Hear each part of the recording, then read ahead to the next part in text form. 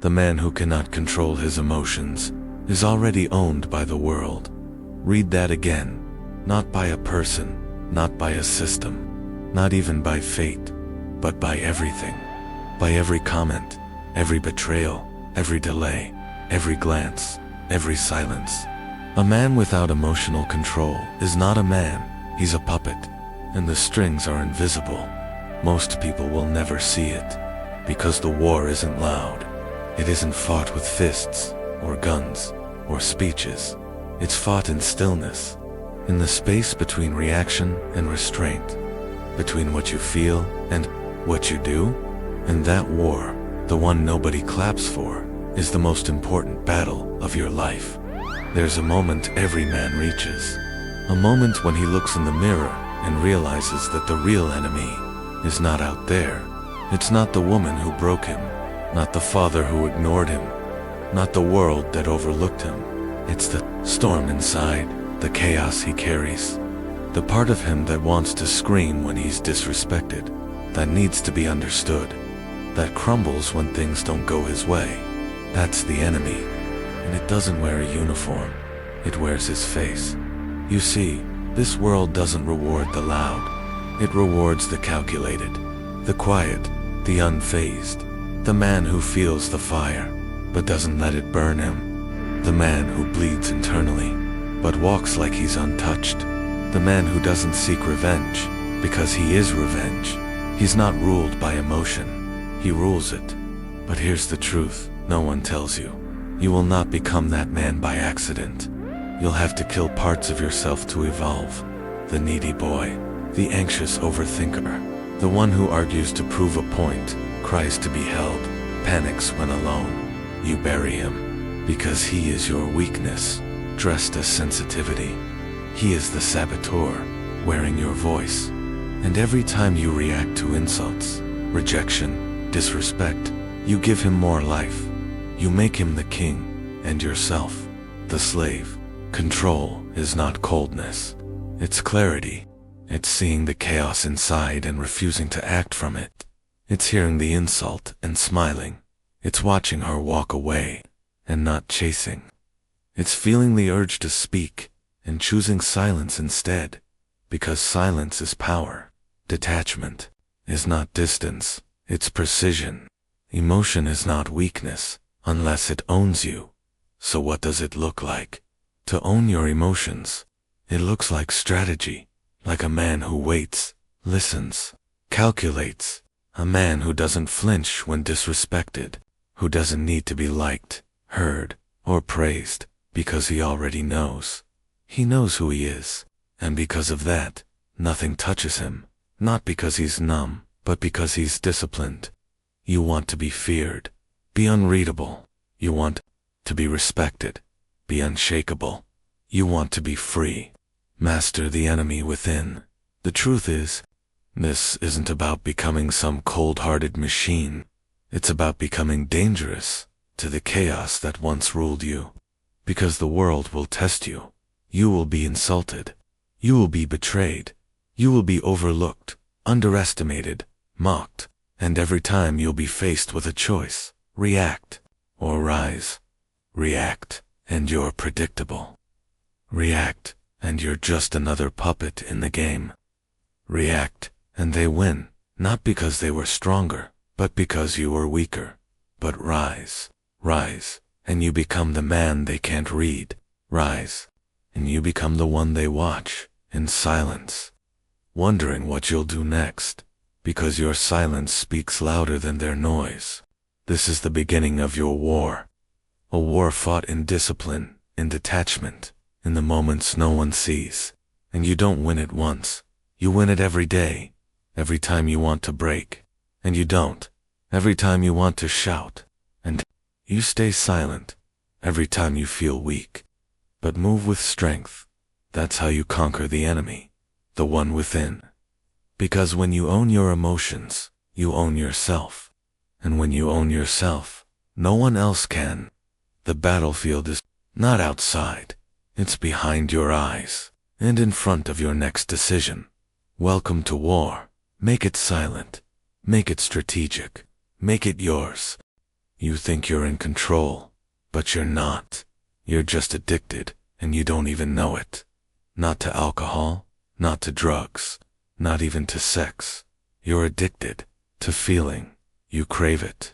The rush, the drama, the chaos, the high of validation, the low of rejection, the adrenaline of an argument, the dopamine hit from a like, a message, a response. You've mistaken movement for meaning, emotion for identity, and now you're a slave to it, chained to every spike of attention, every wave of hope, every flicker of approval, and like any addict, you'll destroy yourself just to feel it again. They told you that being emotional makes you human, that expressing everything makes you honest, that sensitivity is strength, but they lied, because they benefit when you're weak. When you're emotionally unstable, you're easy to sell to, easy to manipulate, easy to predict, and above all, easy to control. They don't need chains anymore. They just need your attention, and they feed it to you. Constantly. Reels, notifications, outrage, praise, scroll, react, repeat, feel, until you forget what silence even sounds like. You see, this isn't just about feelings, it's about impulse. You're being trained by design to respond without thinking. Someone insults you. You snap.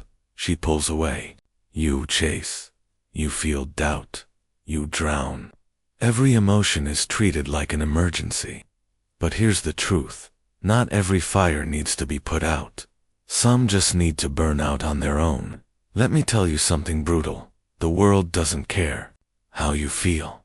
Not your enemies. Not your ex. Not the system. Not even the people you think love you unconditionally. They care how you move, how you respond, how you act, especially when it's hard. And here's the paradox. The more emotion controls your actions, the less your actions will control your future. You think you need motivation. You don't. You need emotional discipline. You need to become disgusted with your own impulsiveness. Not in a shameful way, but with strategic awareness. You need to realize that the man who cannot delay his reaction will never own his life, because his emotions own him. It's easy to scream. It's easy to cry, to rant, to beg, to explain. It's easy to feel and make others responsible for how you feel. What's hard? Stillness, holding the tension without letting it break you, observing your thoughts without obeying them, feeling everything, and acting on nothing until you choose to. That's power. Not loud, not flashy, just undeniable. Think of a sniper. He doesn't shoot because he feels like it. He waits, watches, breathes, and when the moment is right, he pulls the trigger. That's how you should treat your emotions. Not as commands, but as data. Just because you feel something doesn't mean it's true. Doesn't mean it deserves your energy. Doesn't mean it controls you. Most men never learn this. They stay reactive, forever stuck in loops. In arguments they should have ignored. In relationships they should have ended. In jobs they should have walked away from.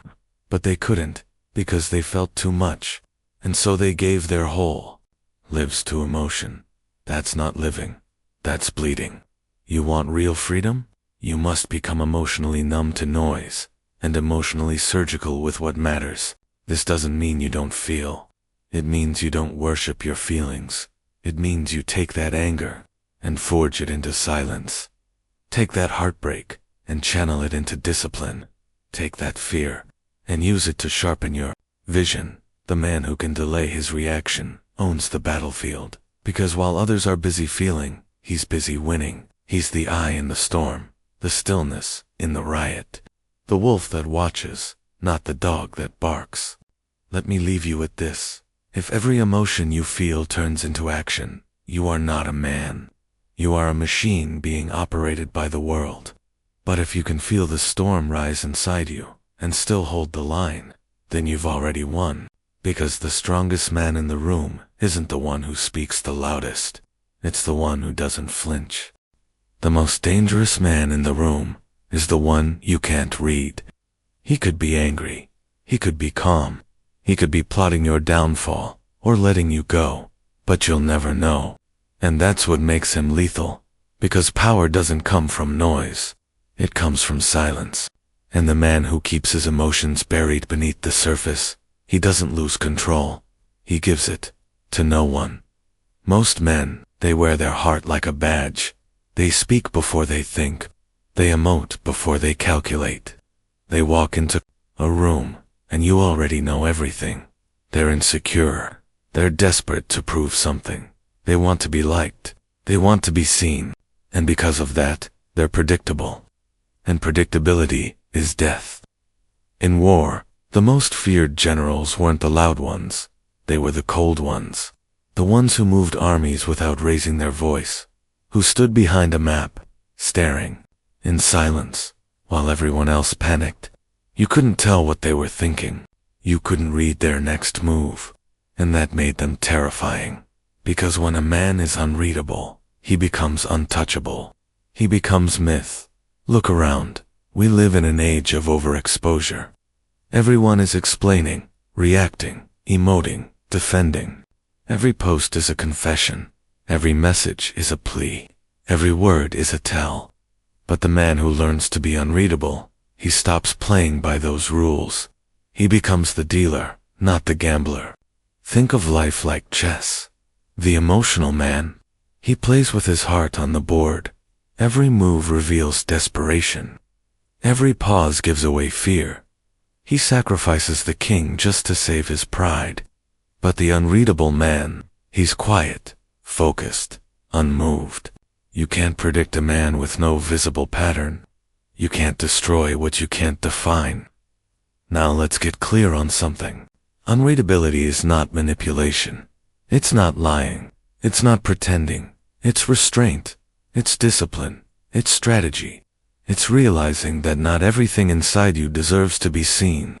That power is diluted every time you overexpress, so you learn to move differently. Speak less, reveal less, feel deeply, but silently. Because silence isn't emptiness, it's containment. Unreadable men have presence. You feel them before they speak. You notice when they enter, and when they leave, it lingers. Why? Because they're rare. Because in a world full of boys bleeding emotions everywhere, the man who doesn't bleed out loud becomes a symbol of control. Not cold, not robotic, just sovereign. There's a quiet strength in a man who refuses to explain himself, who doesn't flinch when misunderstood, who doesn't rush to clarify, argue, or convince. Why? Because he knows who he is, and that knowing is louder than any explanation. Every word he does speak is intentional, measured, weighted. In his world, language isn't for comfort, it's for control. And here's where it turns brutal. If people can read your emotions, they can use you. They know what makes you insecure, what excites you, what angers you, what makes you move. And once they know that, you're not a threat, you're a puppet. A man who cannot mask his emotions will be mastered by those who can. But when you're unreadable, they start second-guessing. They project. They imagine your intentions because they can't detect them. And in that uncertainty, you gain control. Every silence becomes a move. Every pause becomes pressure. Every calm response becomes a checkmate. Remember, power flows to the man who needs less. And one of the deepest forms of power is needing no reaction. You don't owe the world your expressions.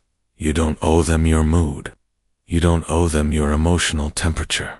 Let them wonder. Let them guess. Let them spin stories about what you might be thinking. You.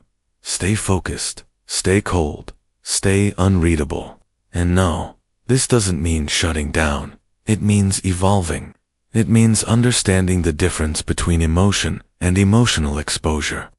Between having a heart and handing it to anyone who asks.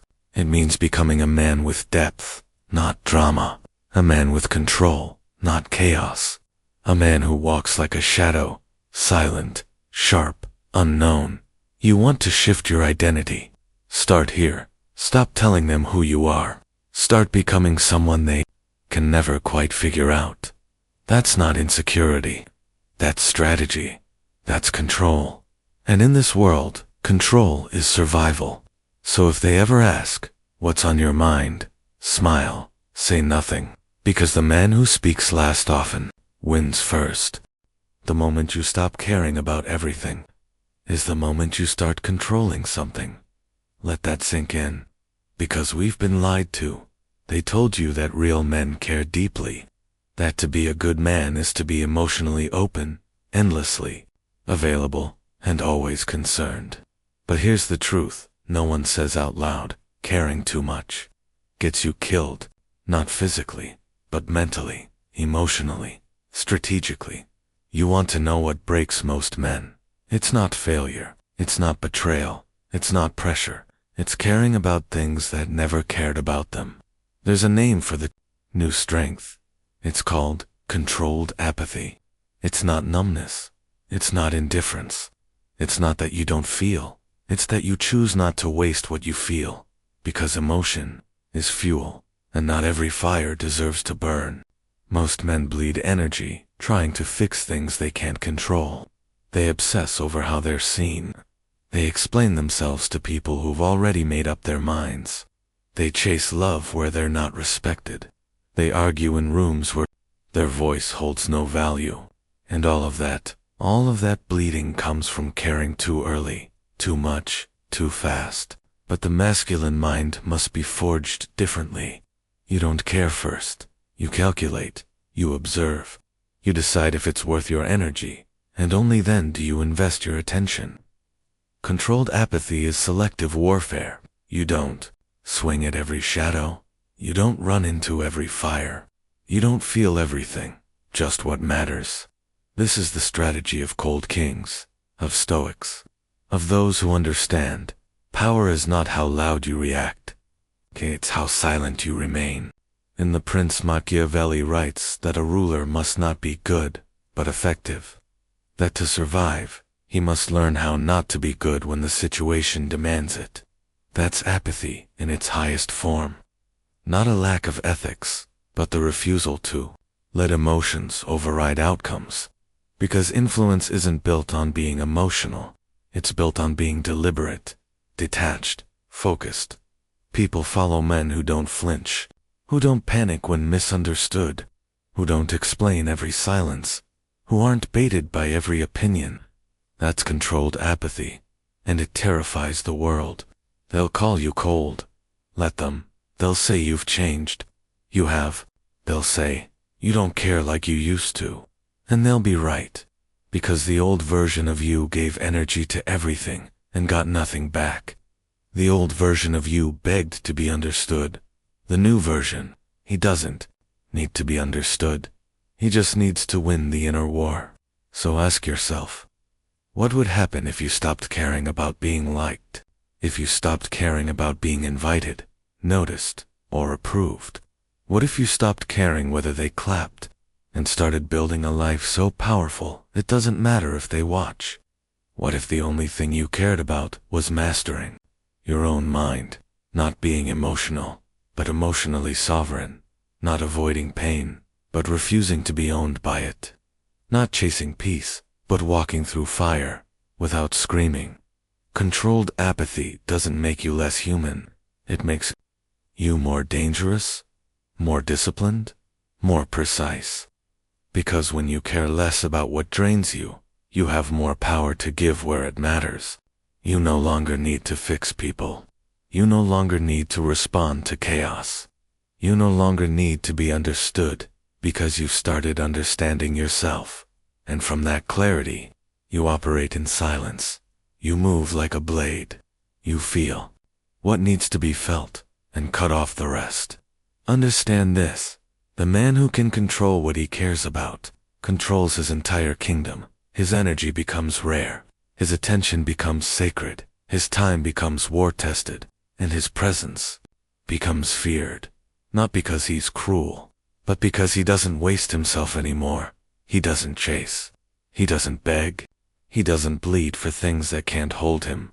He simply watches, waits, chooses, and that's the death of the old you. The man who once begged for answers, now walks away with silence. The man who once clung to being loved, now builds a fortress no one can shake. The man who once cared about everything, now controls everything, because he finally learned how to let go. So if they ask, why don't you care like you used to? Tell them this, because I finally started caring about the right things. And that changed everything. There's a kind of strength they'll never see, because it doesn't shout, it doesn't swing, it doesn't flinch. It just stands there, unshaken, unreachable, still. And that stillness, that silence in the middle of the storm, is more terrifying than rage. The world will test you. People will insult you, betray you, mock your quiet. They want to see you twitch. They want to see if they can pull you into their chaos, because if they can trigger you, they can control you. But the man who cannot be provoked cannot be owned. This is the law of stillness. Stillness is not softness. Stillness is not surrender. Stillness is a strategy, a sharpened blade tucked into silence. It's the monk sitting while the temple burns. It's the samurai who waits one breath longer before striking. It's the war general who watches chaos and doesn't blink. Because here's the truth. If they can move you, they can use you. But when you learn to stay still, you become untouchable. Stillness is more than posture. It's mental sovereignty. It's the ability to observe without reacting, to feel everything and respond to nothing until it's time. Stillness is when your heartbeat doesn't rise when disrespected. Stillness is when you don't chase closure, don't fight to be seen, don't need to explain yourself to chaos, because you already know who you are. And that knowing makes you immune. Look closely at nature. The lion doesn't roar before it strikes. It watches, it waits, still, silent, certain, because in the wild, noise is weakness. Movement is exposure. Reaction is death. Men are no different. We've been conditioned to think strength is loud, that a real man always responds, raises his voice, takes the bait. But the strongest man in the room is the one who can withstand insult without bleeding, who can look a threat in the eye and simply not move. Stillness is resistance. Stillness is control. Stillness is a form of warfare. You don't let your face crack when you're hurt. You don't let your hands shake when you're doubted. You don't let your energy be dictated by fools and noise. That's not repression. That's refinement. Understand, most people are reacting constantly, like leaves in the wind, moved by every opinion, every glance, every minor storm. But the man of stillness becomes the center of gravity. People orbit around him, because stillness creates tension, and tension creates power. Start with your breath. Your breath is your anchor. When you feel heat rising in your chest, pause, breathe once. Then again, don't speak, don't move, just observe. Because most mistakes are made in the first 5 seconds of emotion, and most victories are won by those who wait them out. Stillness gives you space to see clearly. When you're still, you start to notice who's trying to bait you, who's projecting, who's testing your armor just to find the cracks. And when you don't react, they panic. Because stillness exposes their weakness. People can fight rage. They can argue with noise, but silence, stillness, they don't know what to do with that. A still man is hard to read, and what's hard to read becomes hard to beat. That's what makes you dangerous. You don't blink at disrespect. You don't chase answers. You don't act from emotion. You command from presence. Stillness doesn't mean you don't feel. It means you've built a throne inside, and you refuse to be pulled off it by someone else's storm. This is spiritual warfare, because in a world addicted to reaction, stillness is rebellion. You're no longer chasing dopamine, no longer seeking validation, no longer leaking energy, trying to be understood. You've gone inward. You've found your own center, and that center cannot be shaken by anything outside of you. But here's the truth. Stillness isn't given, it's earned. Through restraint, through solitude, through watching your own mind until it obeys you. And one day someone will try to provoke you, like they always do, and you'll feel nothing. No spike, no urge, no need, just stillness. And in that moment, you'll know you've won the war. Because stillness doesn't just protect you, it elevates you. It gives you time. It gives you control. It gives you a vantage point no reactive man can reach. You stop being a player and become the one who sees the whole board. So the next time they insult you, say less. The next time they abandon you, don't chase. The next time they doubt you, don't explain. Just stand there, quiet, present, untouched. Because the storm only wins if it shakes your center. And once you master stillness, you become the storm. A man who can't control his emotions is a man who's already lost. Not in battle, not in business, but in himself. Because when your emotions own you, you're not a warrior. You're a puppet, pulled by strings you don't even see. We've been lied to, told that feeling deeply makes us human, that vulnerability is strength, that expressing pain is bravery. But here's what the battlefield teaches you. Emotion is a luxury, and most men can't afford it. Not in war, not in heartbreak, not in betrayal. You bleed too long, you die. Let's be clear, this isn't about becoming numb, it's about becoming selective. It's not about never feeling, it's about never feeding what weakens you. Because the world doesn't care how hurt you are. It cares how dangerous you are, despite it. In survival, the most emotional man dies first. He panics, he chases, he hesitates, he acts out of need. Instead of calculation, pain makes him sloppy, fear makes him loud, love makes him blind, and the cold world swallows him whole. But the man who feels pain and stays silent, who sees betrayal and doesn't flinch, who's broken but still moves like nothing happened, that man becomes a ghost in the system, a shadow no one can predict, a threat no one can read. That's power, that's discipline, that's survival. Think about it, the soldier who watches his brothers fall but keeps his finger steady on the trigger.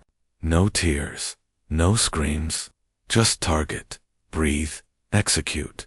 That's not heartless. That's how you win the war. The same applies in life. She leaves. Your friends turn on you. You get humiliated. Your plans fall apart. Feel it, sure, but feed it. Never. You don't drown in pain. You convert it. Use heartbreak as fuel. Use betrayal as blueprint. Use failure as cold data. Because emotions are either your downfall or your weapon. Most men beg for comfort when they're hurting. But warriors, they don't ask for warmth. They become fire.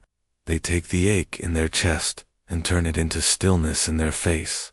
They take the chaos in their mind and forge it into precision in their decisions. This is emotional discipline.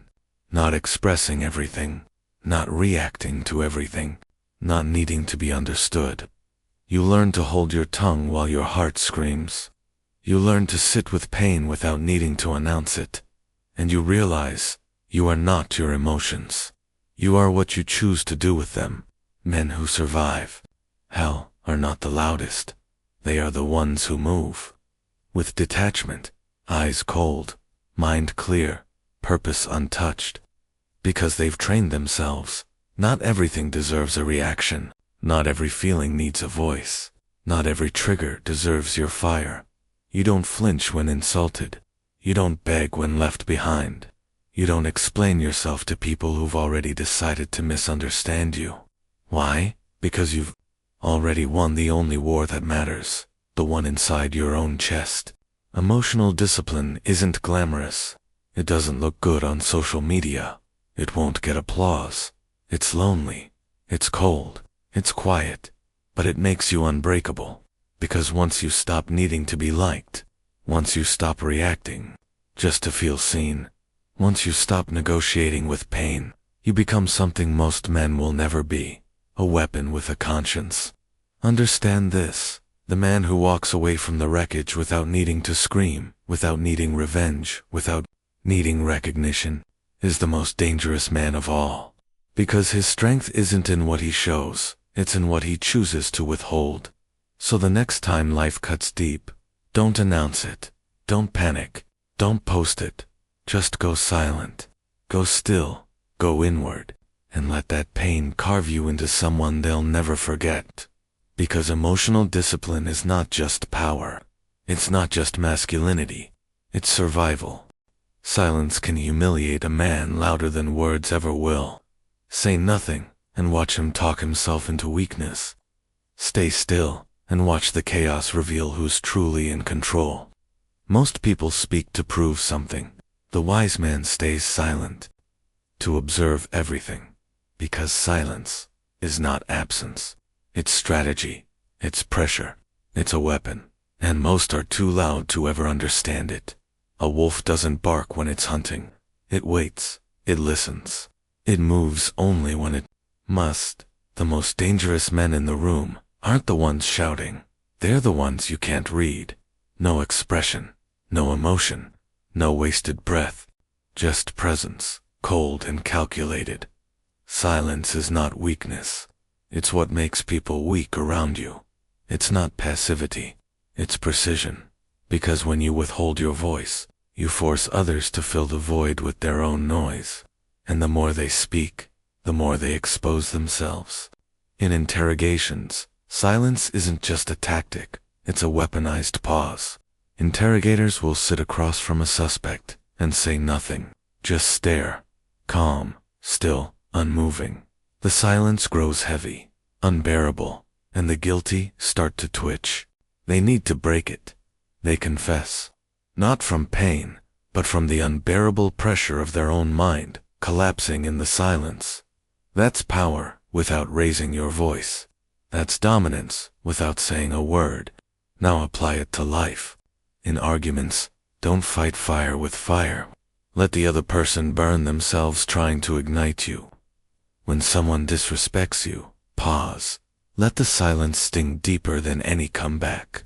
Because the man who doesn't respond terrifies.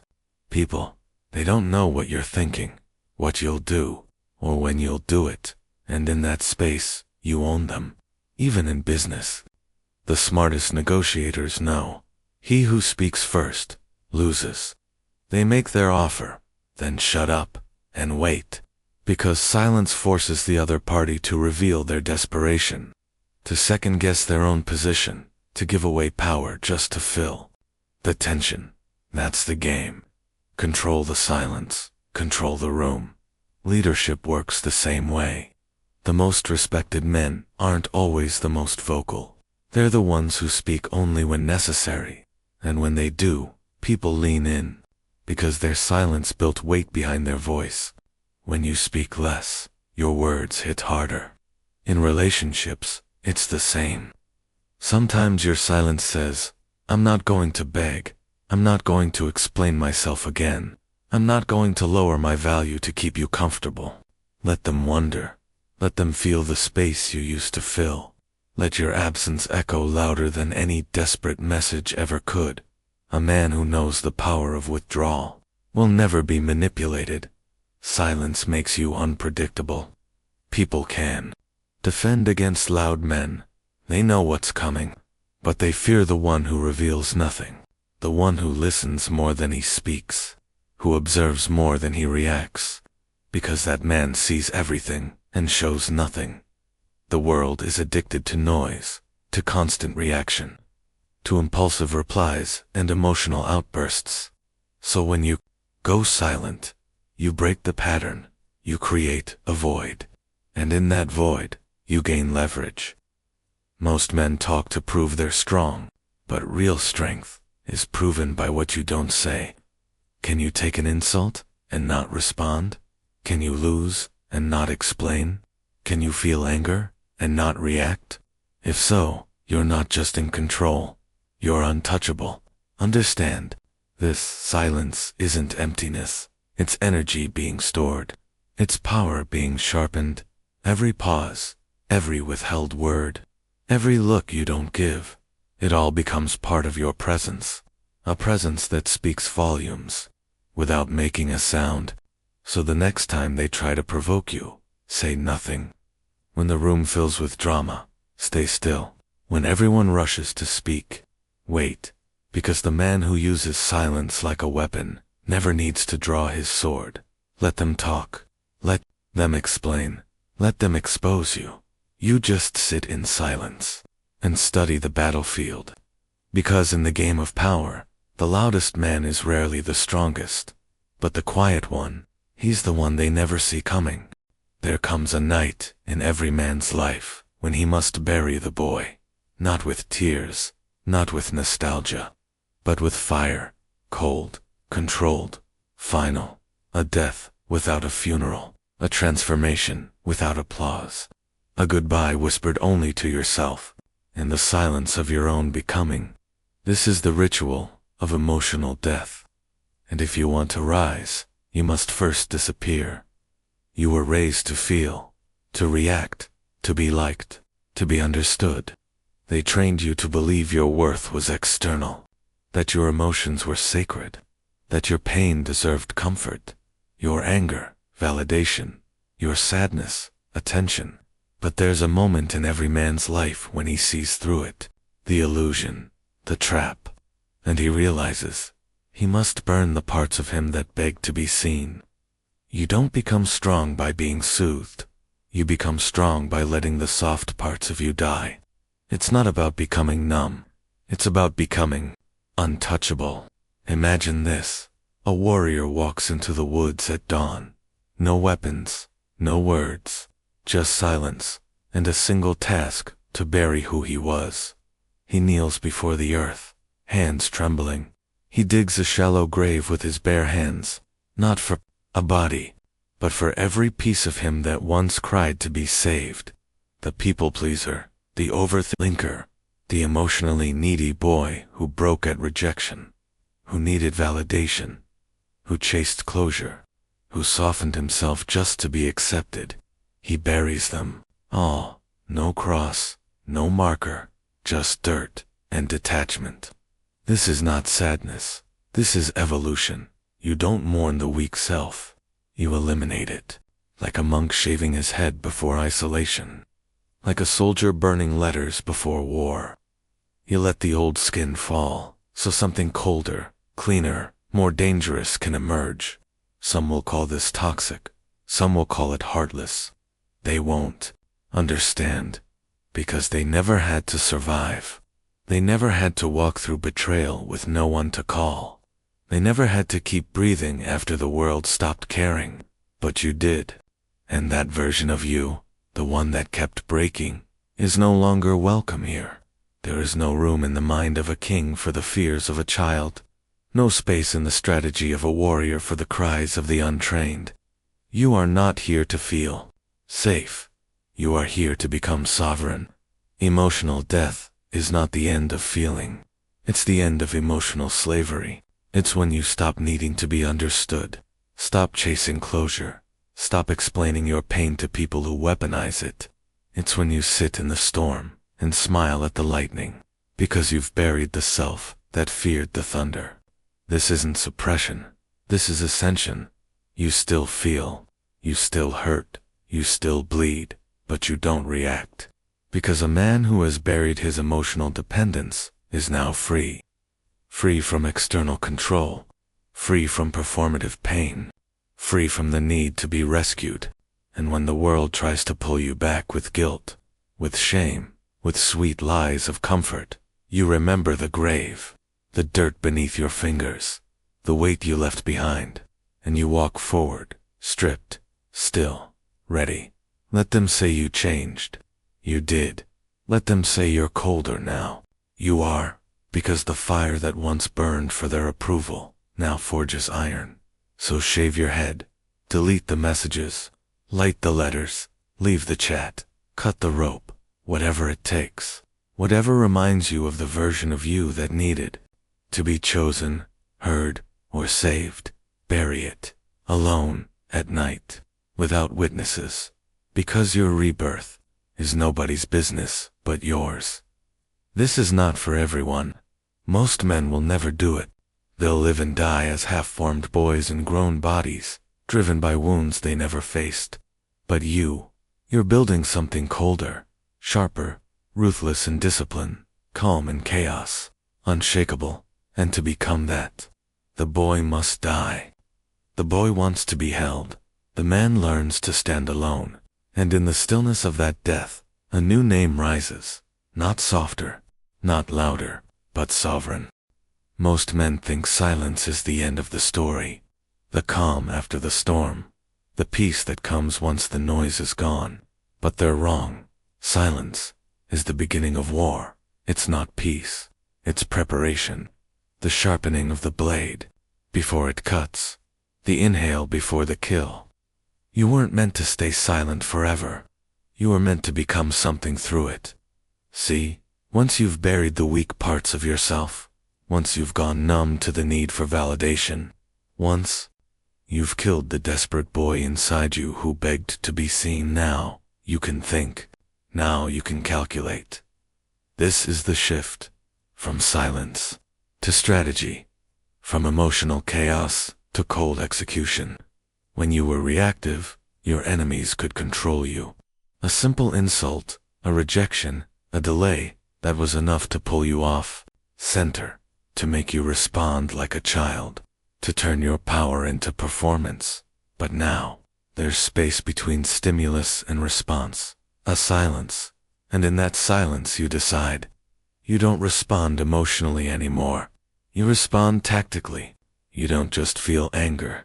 You ask, what can I use this for? You don't just feel hurt. You ask, where is this revealing weakness? You don't just feel desire. You ask, is this worth the cost? That is when you become dangerous. The average man lives his life like a flame in the wind, flickering with every gust, every opinion, every betrayal. But the man of strategy is like stone. He does not move. He watches the wind, studies its pattern, and then builds a wall. That's the game. Let others be emotional. Let them talk too much, post too much, reveal too much.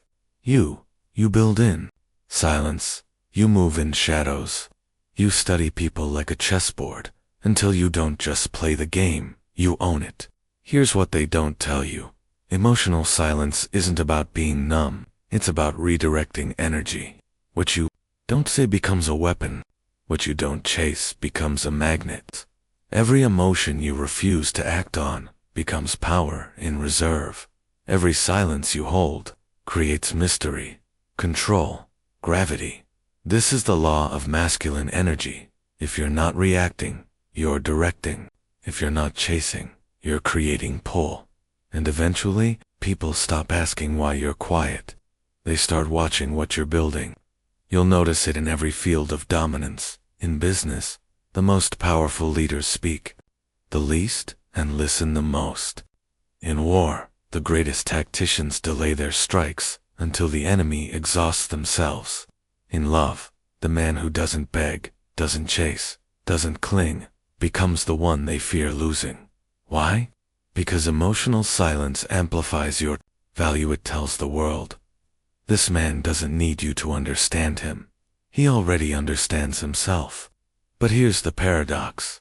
You didn't do this to become liked. You did this to become lethal. And now, you're no longer playing the game. Emotionally, you're playing it strategically. Your silence is no longer passive. It's not avoidance. It's aim. Every relationship you keep serves a purpose. Every word you speak is placed with precision. Every move you make is tied to a mission. This is what it means to graduate from survival to strategy. The real goal was never to stay silent forever. It was to master yourself, so that when you do act, it's calculated, intentional, final. You didn't kill your emotions to be empty. You killed them to be free. Free to think clearly. Free to cut cleanly. free to walk away from anything or anyone that threatens your mission. This is your rebirth. You're not just a man now. You're a strategist, a builder, a storm in disguise, and the world will learn that your silence was not the end. It was the sound of a weapon being forged. They won't see you coming, because you don't announce yourself anymore. You don't explain. You don't beg to be understood.